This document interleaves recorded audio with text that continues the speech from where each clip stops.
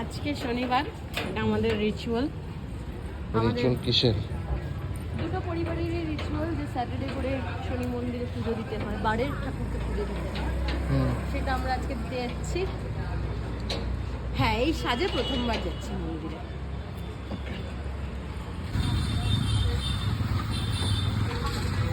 এই হলো কি সেই মন্দির যেখানে মন্দিরে এসছে এখন পুজো দিতে। আর এই শনিবার তো বাড়ির ঠাকুরের পুজো দেওয়া হয়। চলো আমাদেরকে পুজোতে দেখাতে নিয়ে যাই পুজো কোথায় হচ্ছে।